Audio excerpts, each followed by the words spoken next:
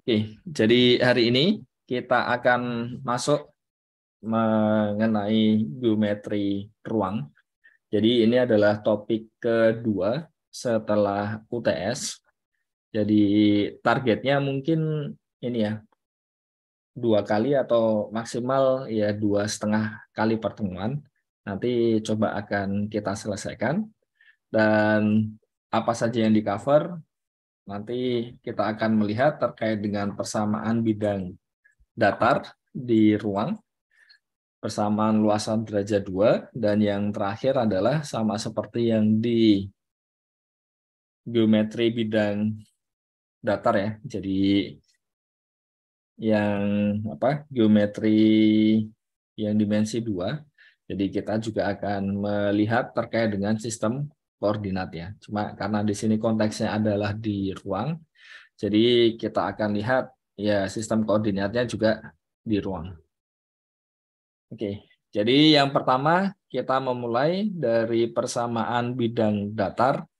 Minggu lalu kita sudah melihat kalau yang bidang datar itu kan ya gambarannya ini ya. Kemarin coba kita lihat kan.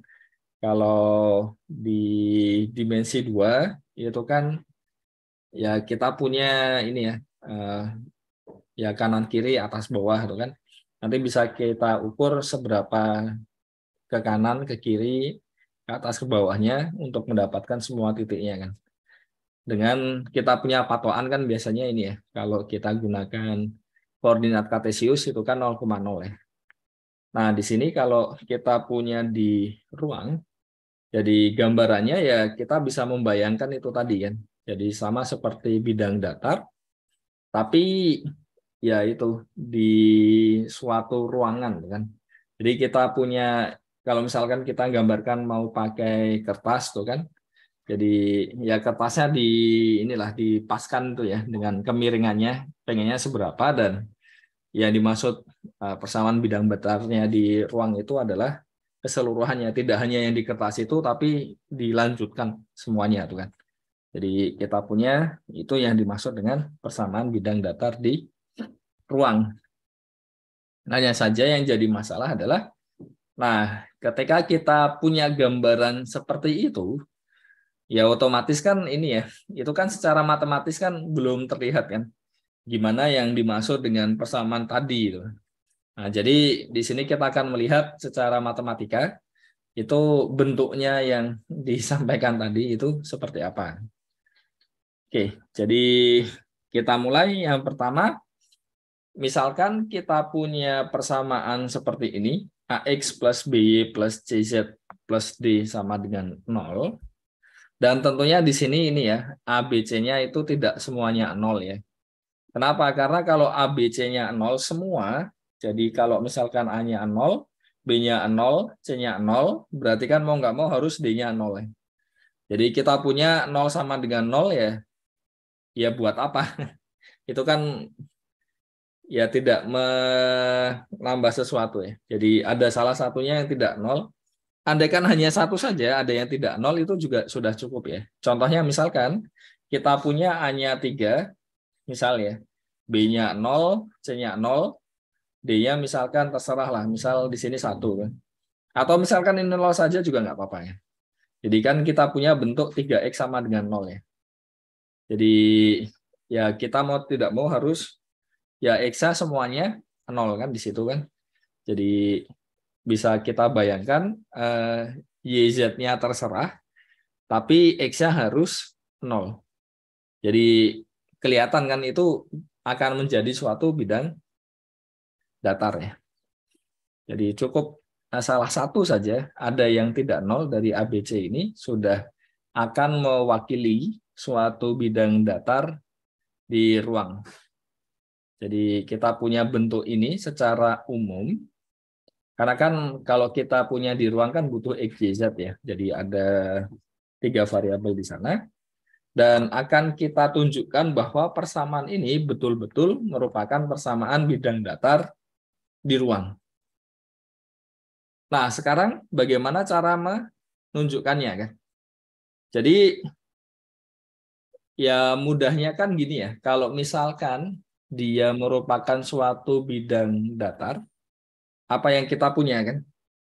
Jadi patokannya itu gimana? Bisa bayangkan nggak? Kalau misalkan kita punya persamaan bentuknya seperti ini, eh, gimana cara merepresentasikannya di dimensi 3 itu kan? Jadi gambarnya gini, misalkan kita punya suatu titik, terus ada titik lain, itu kan ini masalahnya di ruang ya, jadi agak susah untuk menggambarkannya ya. Jadi misalkan ini X, ini Y, ini Z kan. Jadi bayangkan misalkan kita punya titik di sini, titik yang lain, terus kita bisa bentuk vektornya kan. Nah, misalkan ada satu vektor lain yang membentuk 90 derajat, ya kan? Di sini siku-siku. Nah, kalau misalkan vektor yang lainnya ini yang membentuk 90 derajat itu kita jadikan patokan, terus kita punya titik yang lainnya itu kan, terus dia juga membentuk 90 derajat, yang lainnya membentuk 90 derajat itu kan. Jadi titik-titik yang lain itu dengan satu vektor yang kita punya jadi patokan tadi membentuk apa? Kalau kita bentuk ini ya sudutnya dari titik acuan yang di sini, ini nanti vektor-vektornya itu kan, dan semuanya 90 derajat itu kan bisa kita bayangkan ya titik-titik yang lainnya tadi yang kita ambil satu persatu itu akan berada pada bidang datar yang sama kan. Ya nggak bisa bisa membayangkan nggak? Ini agak sulit ya untuk mengilustrasikannya, tapi tidak terlalu sulit lah untuk membayangkan seharusnya. Nah, berarti kita butuh ada satu yang jadi patokan dulu ya di situ kan. Jadi patokannya titik yang jadi patokan, misalkan titiknya adalah A, B, C, terus dia berada di persamaan ini ya, di sini ya. Jadi dia memenuhi persamaan ini, kan? Jadi kita memperoleh ketika X, Y, dan Z-nya kita substitusi dengan A, B, dan C, dia akan memenuhi ya. Jadi kita punya kapital A kali A, kapital B kali B, kapital C kali C ditambah D sama dengan 0. Jadi kita peroleh di sini D-nya akan sama dengan negatif ya semua yang ada di sini ya. Ya kan? Karena masing-masing ruas kita kurangkan dengan itu kan. Nah, dari sini kita punya D-nya ya. Di sisi lain persamaannya kan tadi bentuknya seperti ini kan. Nah, jadi kalau kita ganti D yang ada di sini dengan menggunakan yang ada di sini ya. Jadi kita peroleh apa? AX plus BY plus CZ ya masih sama. Terus yang bagian D-nya dia jadi negatif AA dikurang BB kurang CC ya. Dan kalau kita kumpulkan yang kapital A-nya ini jadi A kali X min A, terus yang kapital B-nya kali Y min B kali ini ya. Dan ini menjadi bentuk yang terlihat familiar ya.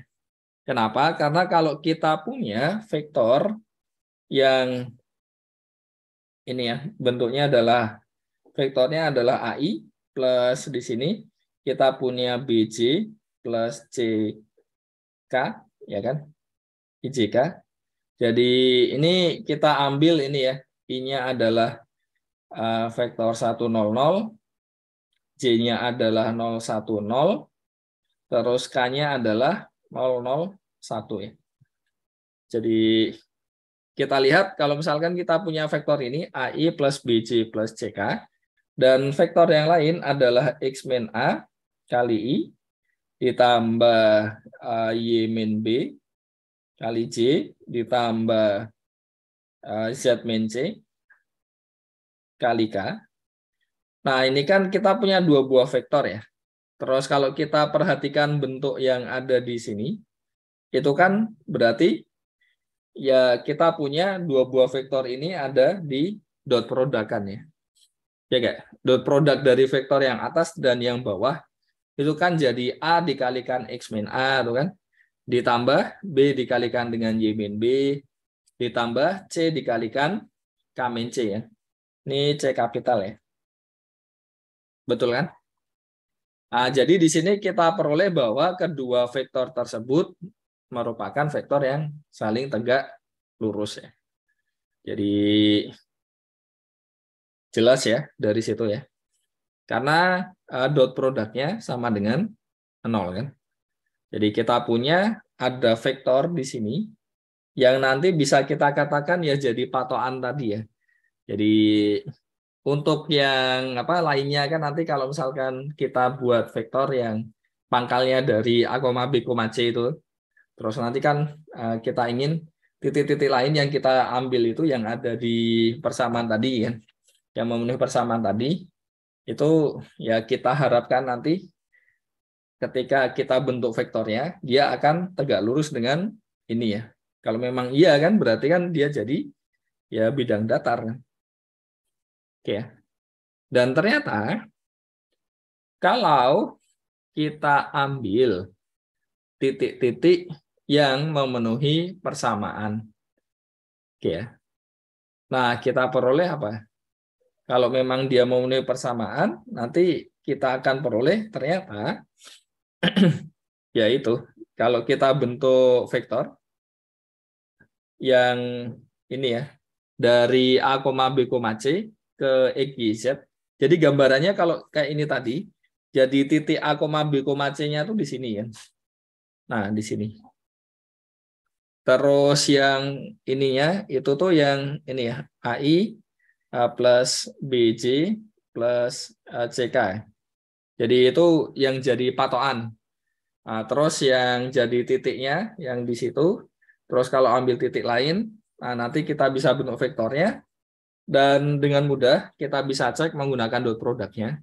Semua titik X, Y, Z dan kita bentuk misalkan vektornya dengan apa pangkalnya di A, B, C, terus ujungnya di E, Y, Z yang memenuhi persamaan tadi. Nah, itu pasti vektornya akan tegak lurus dengan AI plus BJ plus CK ya. Jadi ya kita peroleh bahwa E, Y, Z ya nanti akan menjadi dia posisinya adalah ya bisa bayangkan kan itu tadi ya. Jadi dia ada di suatu bidang datar ya. Jadi bentuk bidang datarnya ya seperti ini tadi. Oke, ada yang mau ditanyakan dulu mungkin terkait dengan konsep persamaan bidang datar di ruang? Oke, tidak ada. Nah, karena tidak ada, kita lanjut ya. Jadi kita tadi punya vektor yang tegak lurus dengan setiap vektor yang ini tadi ya, yang melalui ini dan ini ya. Jadi ini pangkalnya di sini, ujungnya kita ambil di sini ya.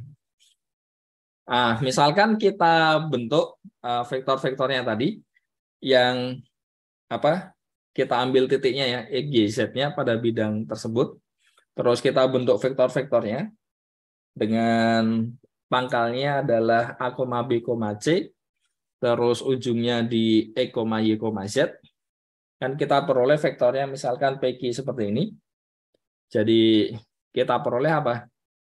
Ya sudah, berarti kita bentuk N didotkan dengan PQ akan sama dengan ini ya. Jadi N-nya ini adalah ini, kita ambil, terus PQ-nya adalah vektor ini. Jadi kita punya di sini ya. Nah, kalau itu di dot product kan ternyata hasilnya 0. Jadi kita punya ya ini vektor ini tadi nanti kita sebut dengan normal bidang. Jadi kalau kita punya persamaan bidang datar, persamaannya tersebut melalui titik A, B, C, normalnya adalah ini, bentuk persamaannya akan menjadi yang di sini ya. Nah, kalau ini mau kita ubah dalam bentuk AX plus BY plus CZ plus D sama dengan 0, ya tentunya bisa kan. Jadi kita kalikan saja seperti tadi, jadi kita punya bentuk yang kedua seperti ini ya. Cuma biasanya supaya lebih menyingkat kan. Jadi kita bentuk ini, terus D-nya itu kita ambil yang di sini. Jadi ini adalah yang terkait dengan persamaan bidang datar di ruang. Ada yang mau ditanyakan mungkin? Oke, tidak ada? Ya, tidak ada ya. Tidak ada, Pak. Oke, sudah cukup jelas lah harusnya lah. Ini ya terima kasih ya tadi yang sudah merespon. Jadi apa ya? Pada akhirnya ini ya semakin inilah kelihatan lah kenapa kok dari awal di pertama kali itu kan kita perlu untuk mereview vektor dulu ya. Karena ya alat yang kita gunakan itu kebanyakan ya menggunakan vektor. Jadi ini mungkin untuk contoh. Jadi misalkan kita ingin mencari persamaan bidang yang melewati titik ini 1,1,3 dan vektor normalnya adalah 2i plus j plus k. Nah, bagaimana? Ya sudah, karena kita sudah tahu ya tadi ya. Ini typo ini, melalui. Nah, jadi kita punya apa? Tadi bentuknya adalah kalau ini tadi AI plus BJ plus CK. Nah, A-nya kan berarti 2 ya. Kita punya di sana 2. B-nya berarti 1. Ini kan sebenarnya 1 dikali ya. Terus ini kita punya C-nya adalah 1 juga ya. Terus ini titiknya tadi kita punya A, B, C. Jadi kita punya A-nya di sini. Jadi kan kita punya tadi X min A, terus kita punya di situ adalah Y min B, dan juga yang terakhir adalah Z min C. Jadi bentuk persamaannya seperti ini. Kalau mau kita indikan tadi, jadi bentuk yang apa kedua ya. Jadi kalau mau kita kalikan, ini kan jadi 2X ditambah Y ditambah Z. Terus kita punya negatif 2 dikurang 1 berarti negatif 3. Dikurang 3 berarti kan kurang 6 ya, sama dengan 0 ya. Jadi bisa ditulis dalam bentuk ini juga ya. Kita punya ini. Nah, kalau kita cari perpotongannya supaya lebih mudah ya. Misalkan ingin menggambar. Nah, itu kita ya cari perpotongannya di sumbu Z, sumbu X, dan juga sumbu Y. Kalau kita lihat ketika dia memotong sumbu Z, artinya apa? Jadi sumbu Z-nya berarti kan sumbu Z yang di sini ya. Berarti kan artinya kita punya X-nya 0, Y-nya 0 ya. Jadi kalau kita masukkan di sini 0, di sini 0, berarti kita punya apa? Z sama dengan 6 ya. Jadi dia melewati 0,0,6. Terus ketika memotong sumbu X berarti Y-nya 0, Z-nya 0 ya. Dan kita peroleh 2X dikurang 6 sama dengan 0 berarti dia akan melewati titik 3,0,0. Dan terakhir yang memotong sumbu Y kita punya di situ berarti dia akan melewati titik 0,6,0. Dan kalau kita gambar, jadi tadi titik-titik potongnya tadi. Nah ini bayangkan kalau kita punya 3 buah titik tadi, terus kita buat apa bidangnya itu kan, yang besar tuh kan. Jadi ini sebenarnya bukan cuma yang di segitiga ini ya. Dia cuma sebagai gambaran aja kan. Jadi kalau kita lihat di GeoGebra, nah ini kan kita punya ini yang 3D kalkulator mana? Kenapa kok nggak ada?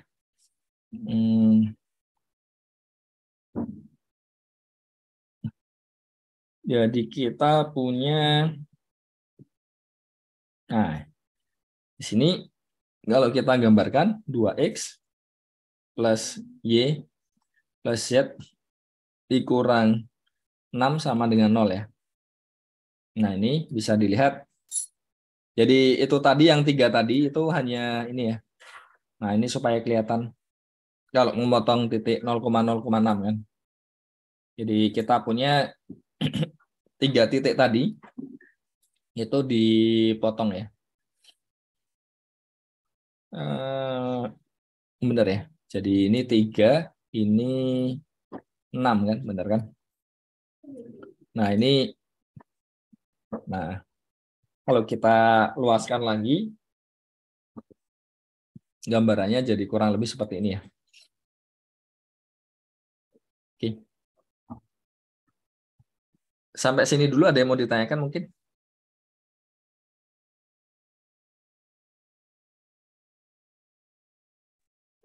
Belum, Pak. Masih belum, Pak.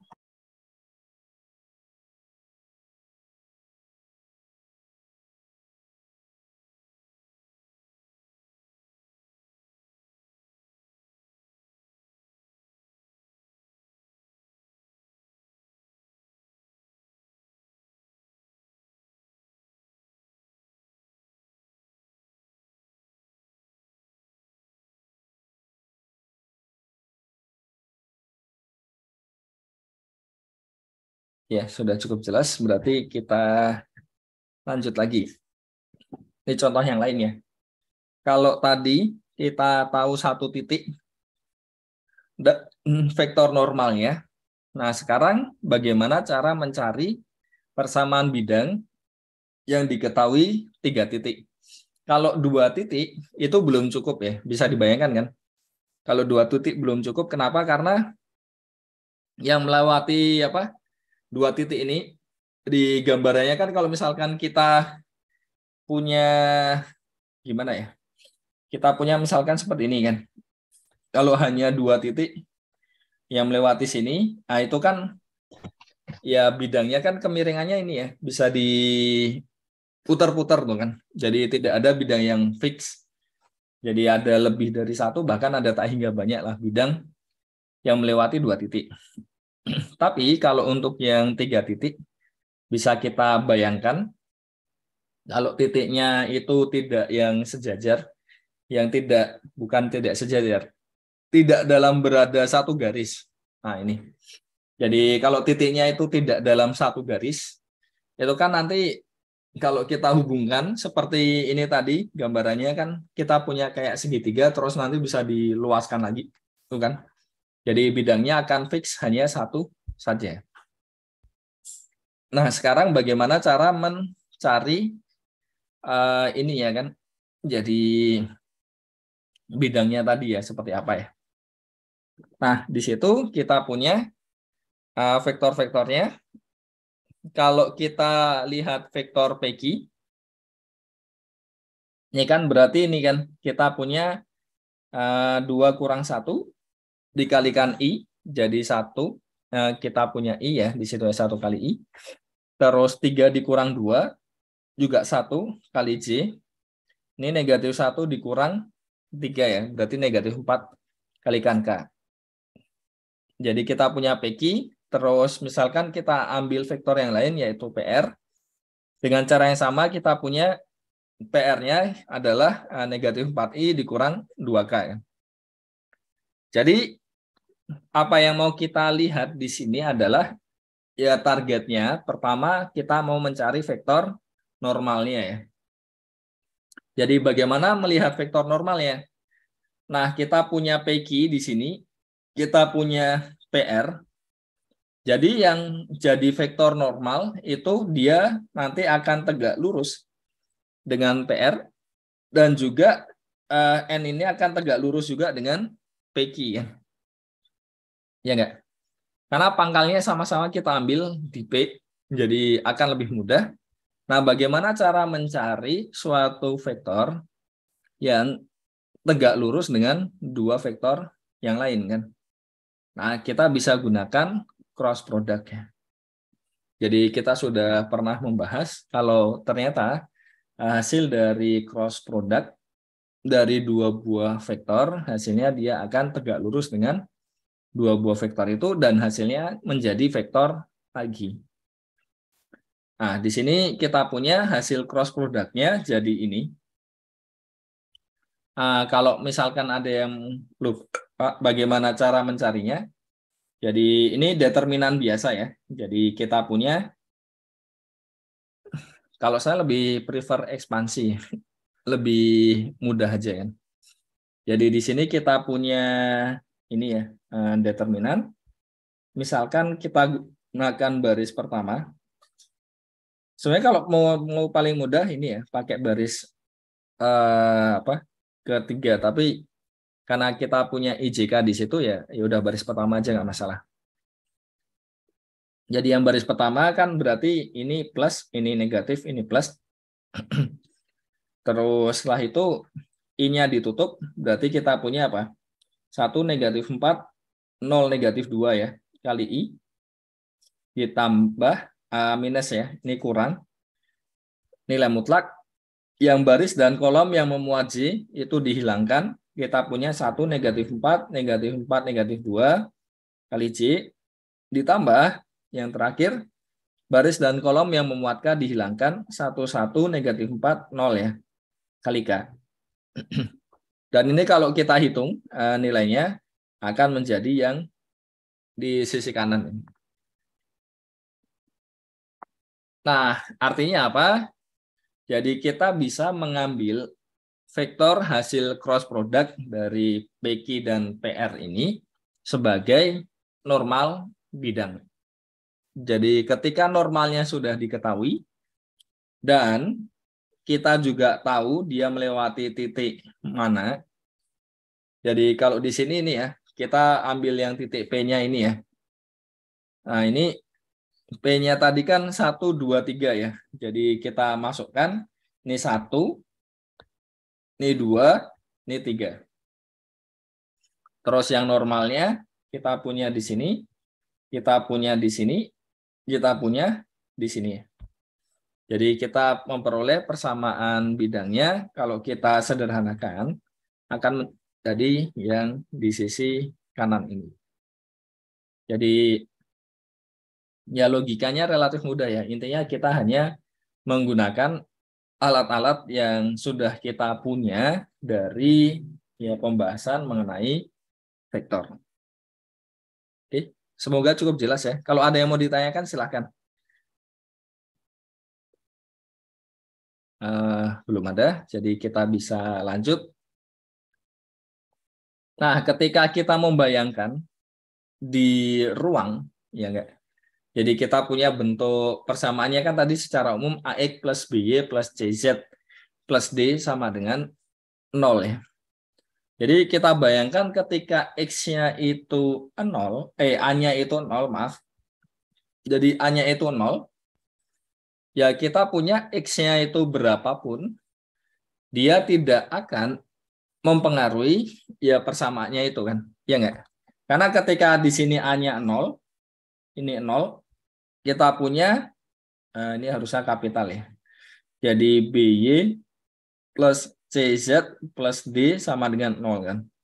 Jadi X-nya berapapun, ya tidak akan ada pengaruhnya ke situ kan. Artinya apa?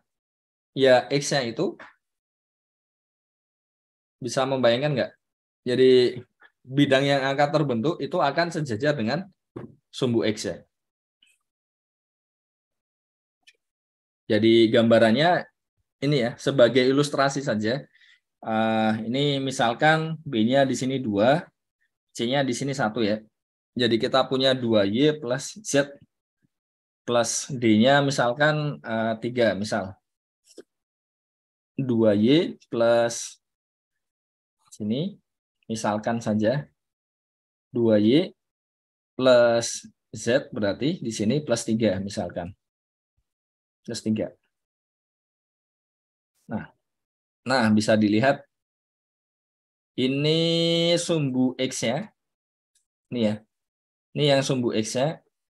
Ini sumbu yang hijau ini sumbu Y-nya. Terus yang biru ini sumbu Z-nya. Jadi ketika kita punya bagian A-nya itu sama dengan 0. Jadi bisa kita lihat di sini. Kalau kita luruskan ini A-nya. Nah, ini kan tadi sumbu X-nya ya. Terus bisa dilihat ini. dia akan sejajar dengan sumbu X. Yang artinya apa? Dia bidang ini juga akan tegak lurus dengan bidang, kalau kita lihat ini Y, O sama Z, ya kan? Jadi YOZ itu akan tegak lurus dengan bidang yang kita punya di sini. Jadi kita peroleh yang pertama ini tadi ya. Kalau B-nya 0 dengan ya langkah yang sama, kita akan memperoleh bidangnya itu tadi sejajar dengan sumbu Y. C-nya 0 akan sejajar dengan sumbu Z. Nah, bagaimana ketika A-nya 0, B-nya 0? Di sini B-nya juga ikutan 0. Sebagai contoh, misalkan kan kita punya bentuknya kan jadi CZ plus D sama dengan 0 ya. Misalkan di sini kita ambil kayak tadi ya, jadi C-nya 1, D-nya 3 misalkan. Supaya punya gambaran aja, bentuknya jadi kayak apa kan. Jadi tetap dia masih bentuknya bidang ya. Bukan berarti terus tiba-tiba nggak jadi bidang, nggak kan. Nah, bisa dilihat di sini. Jadi ketika Z plus 3 sama dengan 0, berarti Z-nya harus sama dengan negatif 3 ya. Jadi ini kalau kita zoom, nah ini persamaannya di bawah ya. Bidangnya. Jadi bisa ngeliat gambarnya nggak? Ini negatif 3. Jadi berapapun X dan Y-nya, Z-nya itu kan sama dengan ini ya, negatif 3 kan. Jadi bisa dilihat dia akan bidangnya itu akan sejajar dengan bidang yang ini ya. Ya enggak? Jadi secara umum dengan ya langkah yang sama sebenarnya. Kalau kita bentuknya CZ plus D sama dengan 0, kita kan akan memperoleh Z-nya sama dengan negatif D per C. Nah, jadi nanti bentuknya kalau CZ plus D secara umum, nah ini ketinggiannya di sini untuk bidangnya ini sebesar negatif D per C. Jadi dia pasti akan tegak lurus bidang Z dan sejajar dengan bidang XOY. Dengan cara yang sama kita peroleh yang poin 5 dan 6. Dan kalau misalkan yang poin 7, kita punya bidangnya itu melalui pusat 0,0,0. Artinya apa? Ketika kita punya AX plus BY plus CZ plus D sama dengan 0, karena dia melalui 0,0,0, berarti ketika X, Y, Z-nya ini diganti 0, ini ganti 0, ganti 0, dia harus memenuhi persamaan tersebut kan. Berarti mau tidak mau D-nya juga 0 ya. Jadi kalau D-nya 0, dia melewati 0, 0, 0, 0. Dan kalau dia melewati ini berarti artinya D-nya 0. Jadi ini sebenarnya jika dan hanya jika. Oke.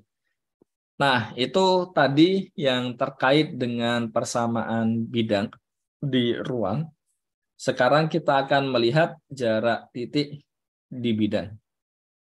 Jadi untuk yang sebelumnya yang terkait geometri bidang, itu kan kita melihat jarak titik ke garis.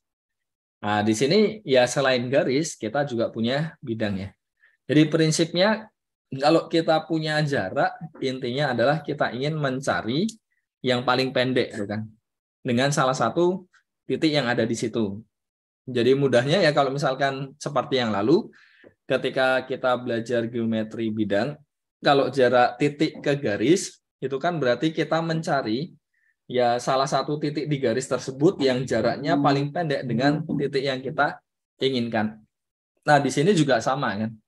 Jadi kita ingin mencari salah satu titik yang paling dekat lah. Jadi yang jaraknya paling pendek dengan titik yang kita mau tadi. Nah, bagaimana caranya? Ketika kita punya bidang, persamaannya bentuknya seperti ini. Terus titik yang ingin kita cari jaraknya dengan bidang tersebut adalah ini ya, T-nya ini. Kalau misalkan T ini ada di dalam bidang tersebut, berarti kan mudah ya, karena jaraknya adalah 0. Ya kan? Kalau dia di dalam. Nah, bagaimana kalau dia di luar bidang alfa? Kan? Kita akan coba untuk mencarinya ya. Jadi jaraknya itu berapa kan dengan bidang alfa tadi. Misalkan jaraknya adalah D. Terus kita punya ini sama dengan 0, persamaan bidang. Tadi sudah kita bahas ya di awal, bahwa kalau dia persamaan bidang, nggak mungkin semua dari AX, B, Y, dan A, B, dan C-nya ini semuanya 0 itu tidak mungkin. Pasti salah satunya itu ada yang tidak 0. Nah, sekarang kita akan melihat ketika A-nya ini yang tidak 0. Nanti dengan cara yang sama sebenarnya bisa kita lihat juga ketika B-nya yang nggak 0 kan gimana kan. Atau ketika C-nya yang nggak 0 gimana. Karena ya ini tidak mengurangi umuman ya. Jadi kita bisa asumsikan A-nya nggak 0 dulu. Dan dengan langkah yang sama, kita akan bisa juga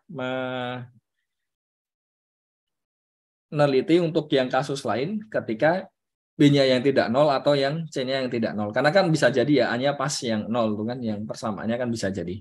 Tapi apapun itu nanti bisa kita cari. Nah, jadi kita akan coba lihat. Kita punya titiknya ini.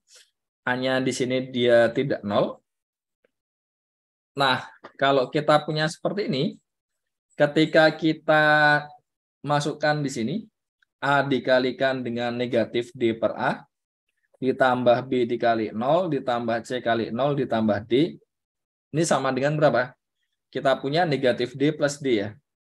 Jadi 0. Berarti artinya apa? Titik ini ada di bidang alfa kan? Oke ya. Ah, berarti kalau kita mau mengambil titik lain yang juga di bidang alfa, berarti ya kita punya ini ya. Jadi misalkan titik lainnya E, Y, Z itu kan. Terus itu jadi ini ya. Kita punya ini kan. Jadi kita punya vektor QT-nya itu kan di sini ya. Jadi ini kan. Oke. Nah, di situ kita punya bidangnya ini tadi. AX plus BY plus CZ sama dengan 0. Terus kalau kita punya ininya di sini, dan kita peroleh apa? Normalnya apa berarti? Kalau kita punya bentuk ini kan tadi normalnya berarti kan bentuknya ini kan. N sama dengan AI plus BJ plus CK ya. Nah, sekarang kita akan lihat ini dari QT ini dengan N sudutnya berapa. Bagaimana cara mencari sudutnya? Jadi kita lihat ini kan tadi ini ya supaya gambarannya lebih mudah ya. Kita punya bidangnya di sini kan. Terus kita punya ini. Ini kan normalnya ya. Berarti di sini kan tegak lurus kan dengan bidangnya ya. Nah, ini tadi kita punya Q, kita punya T di situ. Yang ingin kita cari apa sebenarnya? Yang paling dekat. Yang paling dekat berarti dari sini ke sini ya. Nah, misalkan tadi jaraknya D. Dan ketika kita punya vektor normal ini kan berarti kita bisa cari panjangnya. Ini panjangnya berapa bisa kita lihat dengan catatan apa? Titik yang di sini kita tahu kan. Dan di sini juga bisa kita lihat ya sebenarnya. Jadi kita punya sudutnya ini. Nah, yang miring yang sini ini nanti jadi apa? Misalkan ini A ya. Berarti kan sin theta sama dengan cosinus ya, bukan sinus ya. Jadi cosinus theta akan sama dengan kita punya apa? D per A ya. Otomatis kalau Q-nya QT-nya tadi kan ini ya. Ini kan adalah panjang dari vektor QT kan, A-nya kan.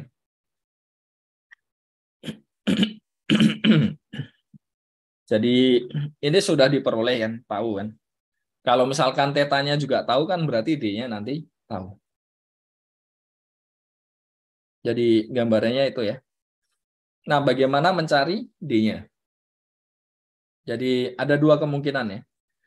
Jadi kita bisa melihat vektornya mungkin yang satunya yang di bawahnya, yang tetanya yang kita peroleh yang di sini ya. Jadi D-nya ada dua kemungkinan, yaitu kita kali cos theta atau kita dikali cosinus pi min theta. Jadi kasus yang kedua yang di sini ya. Jadi ini adalah 1 min theta. Jadi ini untuk mengantisipasi kasus yang kedua. Dan kita tahu cosinus dari pi dikurang theta itu jadi apa? Negatif dari cosinus theta.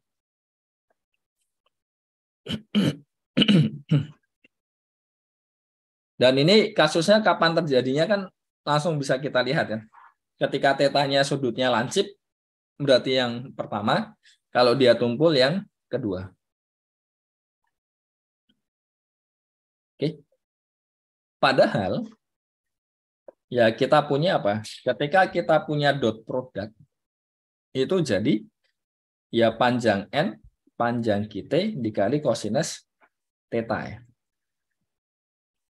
Nah, di situ ya kita punya cosinus theta-nya bisa dicari ya.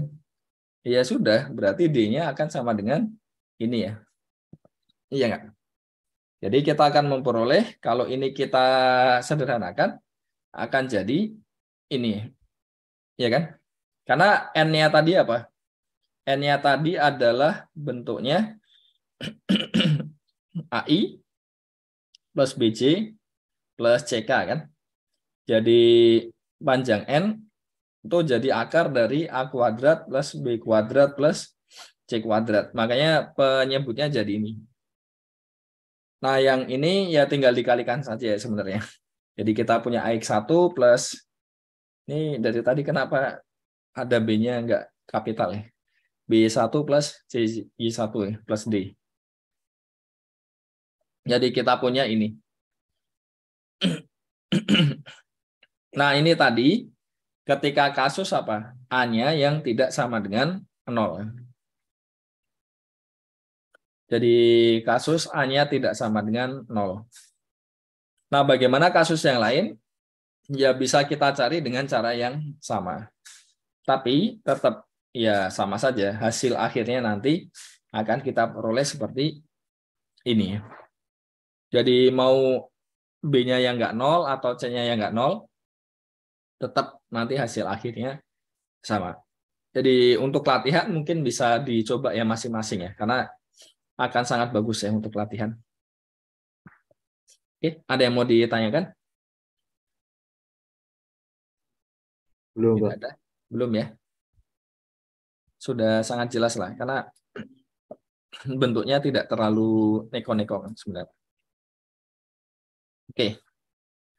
Nah, sebagai contoh, misalkan kita ingin melihat jarak antara bidang alfa dengan persamaan yang ada di sini dan bidang beta dengan persamaan yang di sini ya.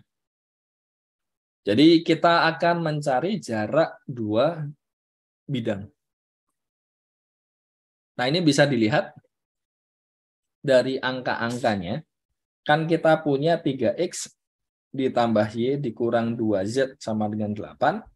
Di sisi lain kita punya 6X plus 2Y dikurang 4Z sama dengan 5 ya.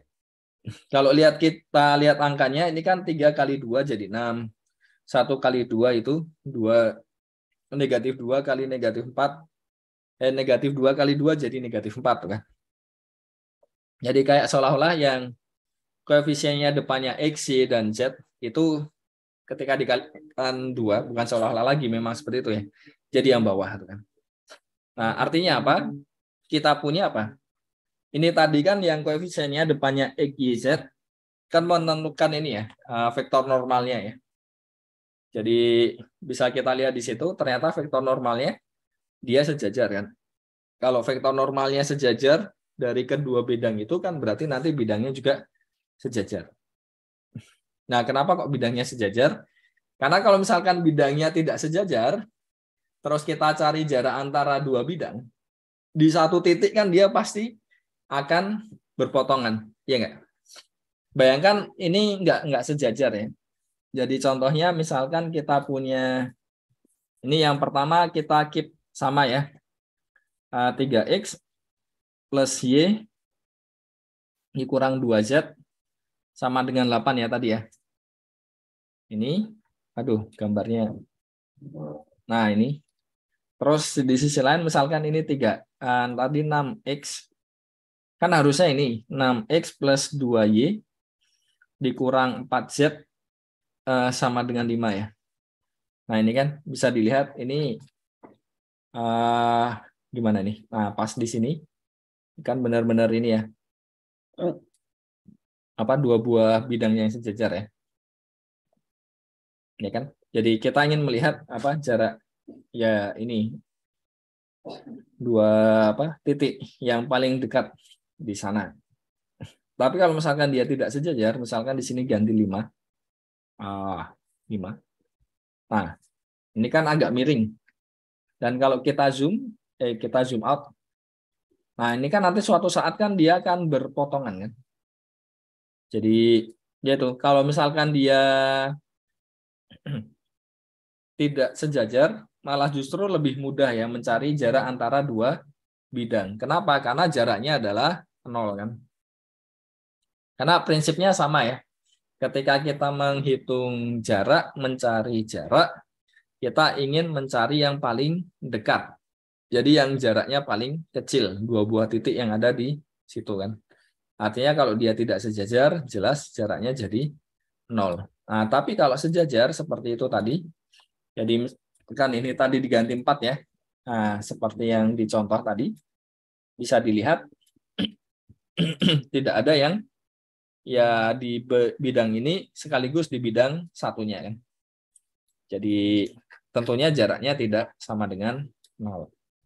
Nah, sekarang bagaimana cara mencarinya? Karena modal kita adalah jarak titik ke bidang. Nah, tapi dari kata kunci itu juga sudah langsung kelihatan ya. Iya nggak?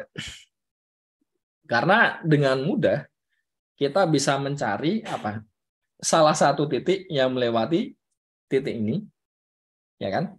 Nah, misalkan titik tersebut kita cari saja dengan bidang yang satunya kan. Ya otomatis itu akan jadi jarak antara dua bidangnya. Ya, jadi gambarannya kayak ini tadi. Jadi kayak ini tadi, misalkan kita ambil satu titik tertentu, misal ini ya, di sini. Ya kan? Kalau kita dapat jaraknya itu, ya titik manapun lah, nanti kan dia akan merepresentasikan segini itu berapa kan. Oke ya. Nah, sekarang ya kita lihat vektor normalnya. Ya, sudah kita bahas tadi, ternyata vektor normalnya sejajar. Tinggal kita ambil salah satu titik saja di bidang yang satu. Ini nggak harus ini ya, jadi nggak harus 0,0,-4 ya. Mau yang lain terserah itu kan. Jadi misalkan kita ambil ini 0, terus Y-nya 8 juga boleh ya. Jadi 0,8,0 juga diperbolehkan, silahkan. Karena hasil akhirnya nanti akan sama. Nah, biasanya kalau ngambil titik kayak gini, ya paling mudah memang melibatkan 0 ya. Karena kalau misalkan enggak, ya bisa-bisa saja sebenarnya. Misalkan X-nya 2, terus Y-nya 4 lah misalkan ya. Berarti kan kita punya apa? 6 tambah 4, 10. Berarti Z-nya 1 kan. Nah ini juga boleh kan. Jadi 2,4,1 juga boleh. Silahkan. Nah di situ kita punya tadi persamaannya. Jadi kita bisa mencari jaraknya seperti ini ya. Nah ini ketika kita ngambil titik di bidang yang pertama, kita cari jaraknya dengan bidang yang kedua. Kalau dibalik gimana? Misalkan titiknya di bidang kedua, kita cari jaraknya dengan bidang yang pertama. Ya boleh-boleh saja. Jadi prinsipnya kan sama aja kan. Jadi bidang pertama, bidang kedua, terus habis itu ambil titik yang di sini, cari jaraknya. Dengan yang satunya di sini, dicari jaraknya dengan yang bawah kan. Ya sama saja. Jadi tidak tunggal ya. Tapi ya, meskipun langkahnya dia tidak tunggal, nanti hasil akhirnya di sini akan tetap sama. Oke, ada yang mau ditanyakan dulu mungkin? Sudah cukup jelas ya, semoga ya. Oke, kalau tidak ada, nah ini mungkin terakhir ya untuk hari ini. Nanti sisanya bisa belajar dari Elot untuk persiapan yang minggu depan. Jadi kita akan melihat persamaan garis lurus di ruang. Jadi bayangkan kalau kita punya garis, ya bayanginnya mirip kayak ini ya. Kalau kita punya benang ya, benang, terus kita rentangkan, kan jadi lurus ya. Cuma kalau benang kan terbatas. Nah kalau di sini yang dimaksud persamaan garis lurus ya dia bablas terus kan, sampai tanpa ujung. Jadi ya tapi paling mudah membayangkannya ya seperti kayak narik benang itu tadi. Nah kita punya misalkan garis G melalui titik yang pertama ini, terus vektor arahnya, yang dimaksud vektor arah apa? Intinya ya vektor yang sejajar dengan garis G tadi ya. Bentuknya misalkan ini. Misalkan, ya kan? Nah, kita akan melihat LMN ini apa. Nah, sekarang kita melihat, ya kan bisa bayangkan kan, kalau misalkan kita punya satu buah garis melewati satu titik, jadi ya sama seperti di bidang datar pun juga kalau hanya satu titik kan bisa garisnya ini, bisa ini, bisa ini, bisa ini, itu kan. Tapi kalau ditambahkan misalkan titiknya di sini, arahnya ini, kalau nggak mau ya garisnya harus yang ini kan. Ya nggak? Nah, di ruang pun juga sama ya, dengan logika yang sama. Kalau kita punya satu titik, ada satu vektor arah, bukan nanti garisnya kan juga unik. Jadi garisnya kan juga tunggal ya di situ. Nah, kita punya misalkan titik X, Y, Z itu ada di garis G. Berarti kan dia arahnya sama ya dengan vektor arahnya tadi ya. Dan ya ini kalau dia melewati ini sama ini, berarti kan kita bisa mencari TQ-nya kan. TQ-nya bentuknya ini. Oke ya. Jadi bayangannya ini, kalau kita punya titiknya di sini, nah kita punya vektornya kan ini ya. Oke, sudah cukup jelas ya. Nah, karena kita punya V ini jadi vektor arahnya, berarti, ini kan tadi ya, V-nya ini kan adalah vektor arahnya, artinya apa? Ya, pasti arahnya sama kan, yang pasti kan. Jadi, mau tidak mau apa? Ya, TQ-nya ini adalah kelipatannya dari V ya. Ya nggak? Kalau di arahnya sama kan mungkin cuma sekian kalinya atau ya bagaimana kan. Jadi karena ketika kita ngambil dua buah titik di sini, terus kita ambil vektornya kan dia ya kelihatan seperti ini ya, berhingga ya. Jadi kita punya itu. Jadi artinya apa? Yang ingin saya arahkan di sini adalah kita punya vektornya ini akan sama dengan ya vektor yang sisi kanan. Jadi bagian ininya nanti akan berhingga kan. Nah, ini juga ya jelas ya. Jadi koefisien-koefisiennya di depan IJK itu nanti bisa kita cari, yaitu dengan ya persamaan yang ada di sini. Nah, berarti kalau kita ubah, ini kan berarti lambdanya yang pertama ini kan dia jadi X-min X1 per L ya. Dan yang kedua dia akan sama dengan Y min Y1 per M. Ini nggak tahu, pindah-pindah sendiri. Z kurang Z1 per N ya. Jadi ketiganya akan sama. Berarti kita akan memperoleh yang di sini. Oke, di sini dengan vektor arahnya adalah ini tadi ya, LI plus MJ plus NK.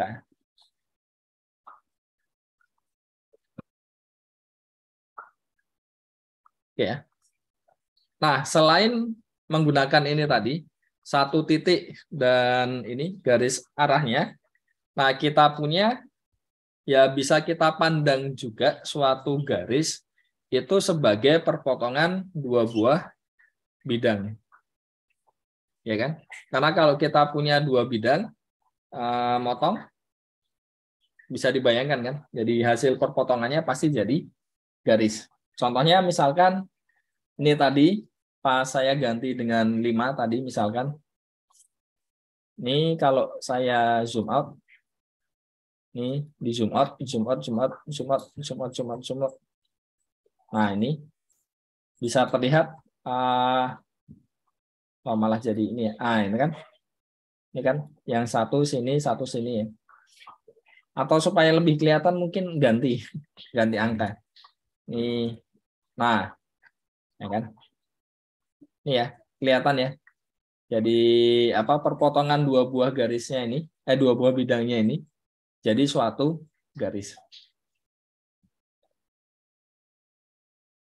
Dengan catatan, ya tentunya dia tidak sejajar ya. Kalau bidangnya sejajar, tentunya tidak akan berpotongan.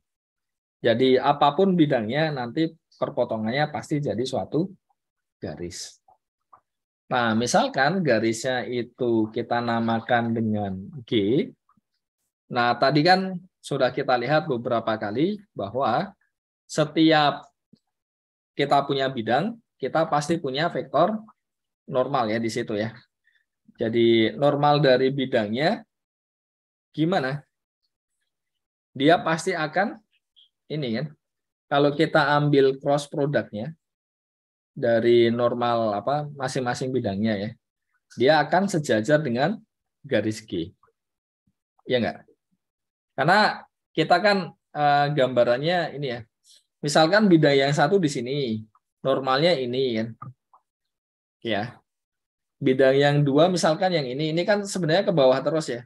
Kalau mau kita lanjutkan kan. Jadi kalau kita mau lanjutkan, ini kan sebenarnya ke bawah terus ya enggak?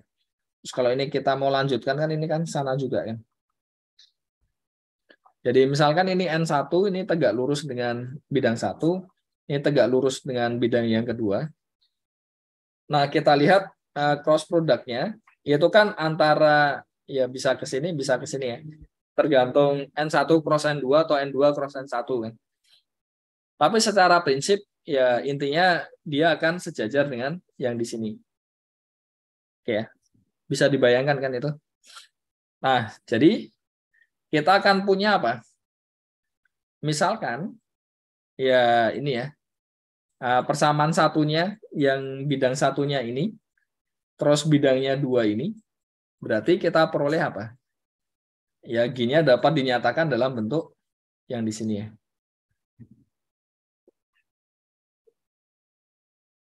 Kenapa? Karena dia memenuhi kedua buah persamaan bidang tadi. Makanya kita peroleh yang ini dan vektor arahnya yang di sini. Nah, gimana cara menginterpretasikannya? Ya kita cari solusi dari yang di sini kan. Ya enggak? Nanti dapat salah satu titiknya.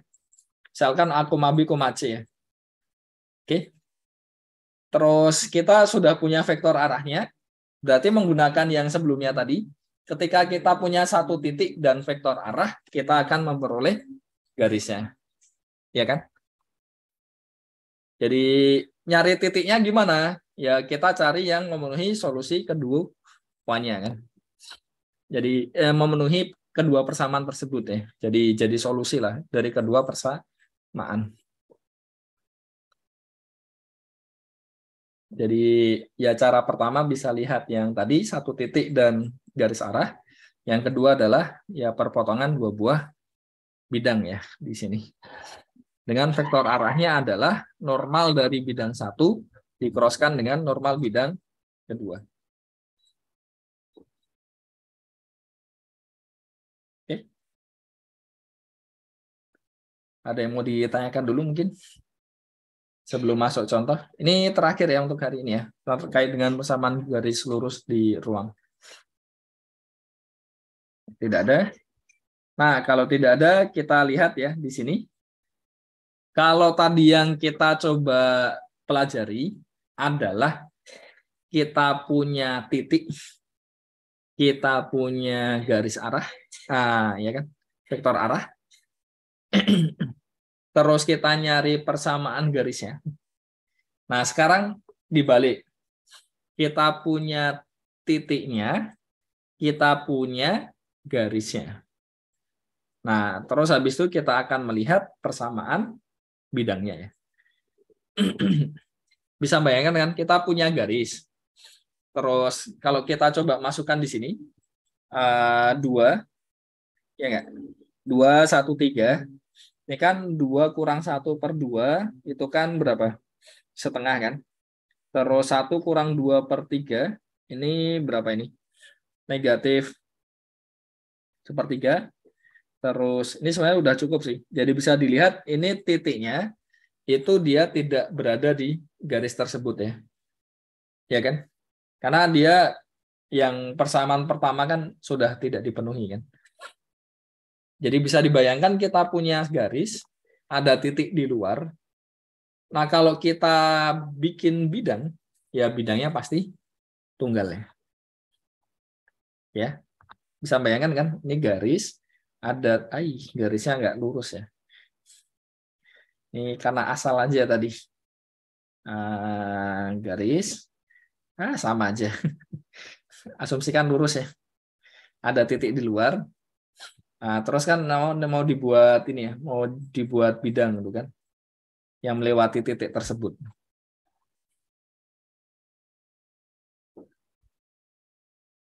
Nah, ini bagaimana caranya? Jadi misalkan titiknya ini, terus kita punya di sini, dan kita pengen memuat garis G-nya ya.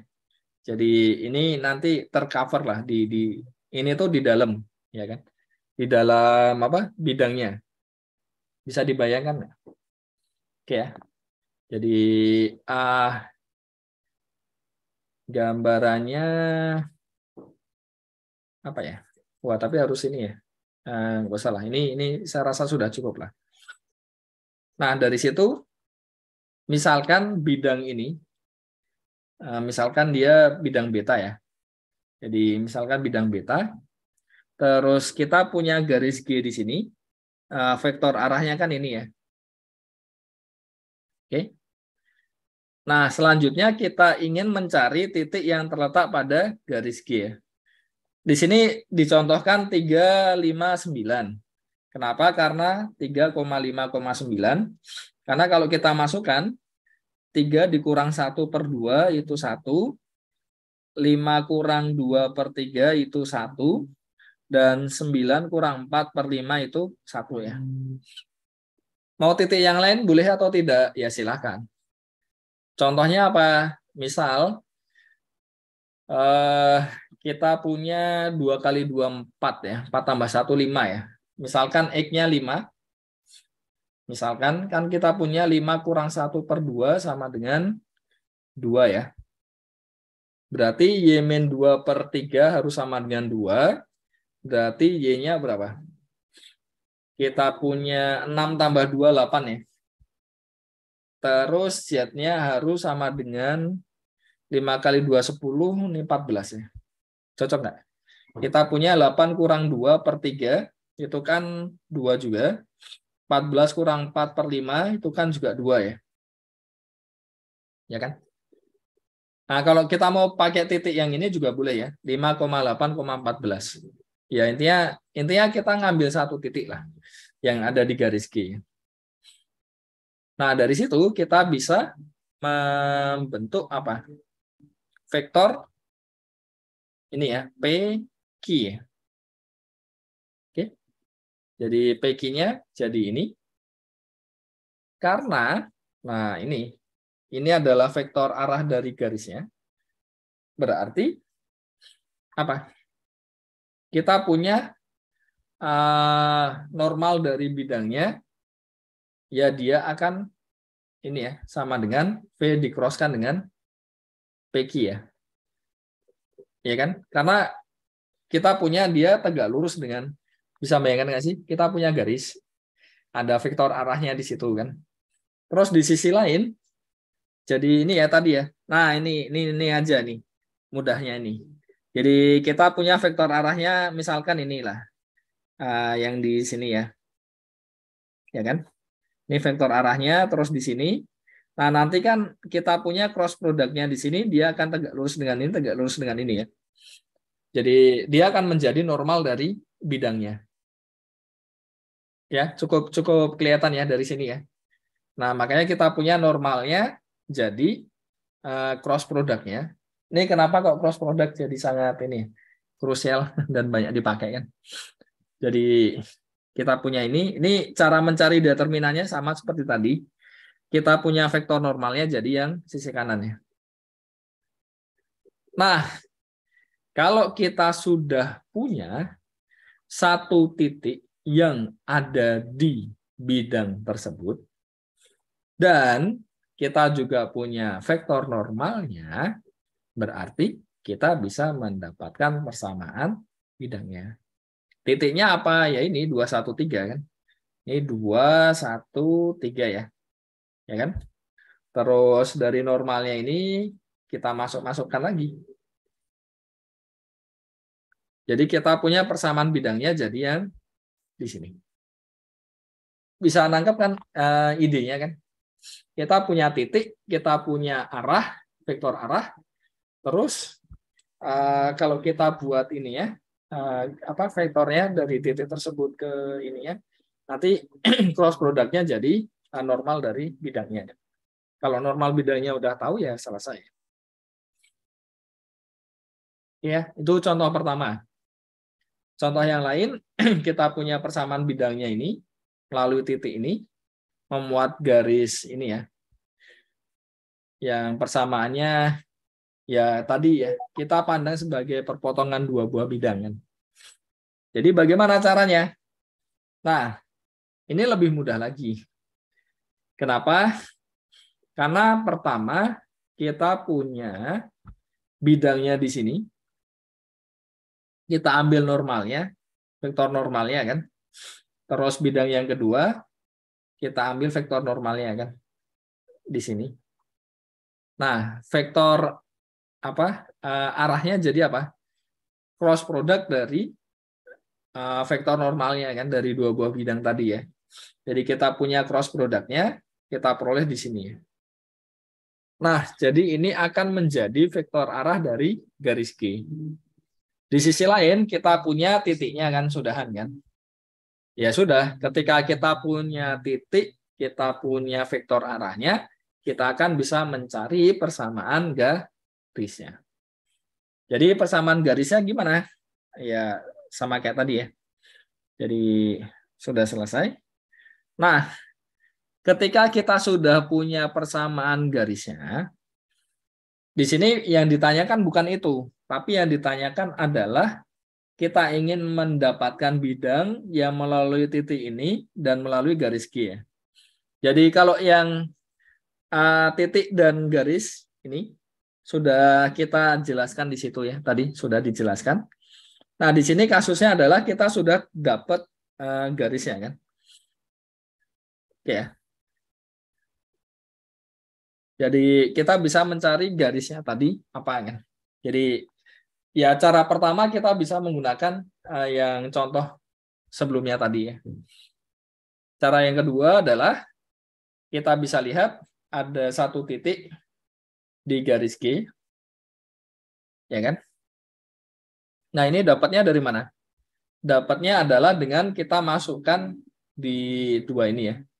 Jadi intinya kita punya 3E kurang 4Y ditambah Z. sama dengan negatif 5.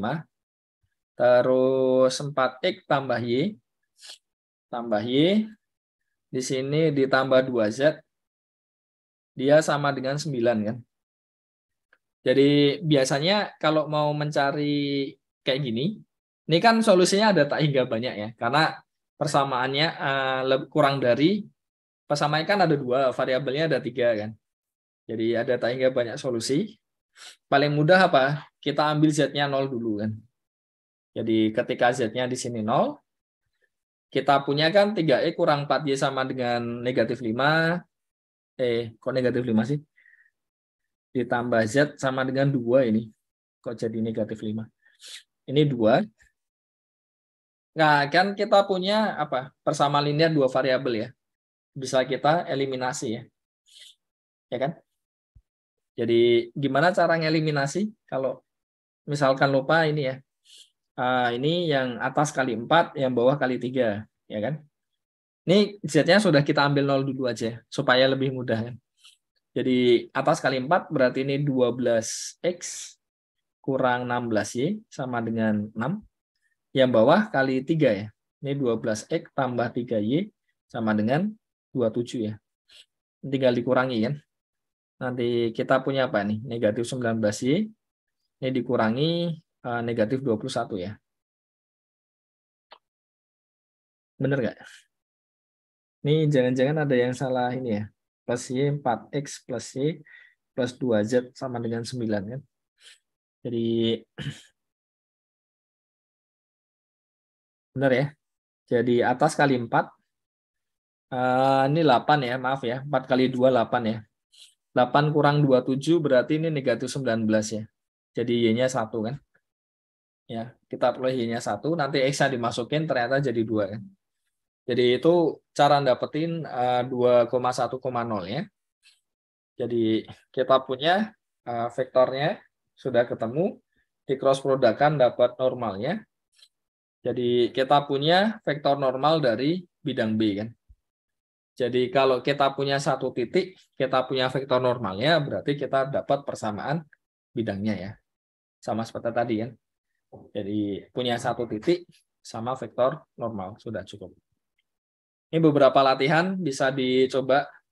Ada yang mau ditanyakan mungkin sebelum kita akhiri?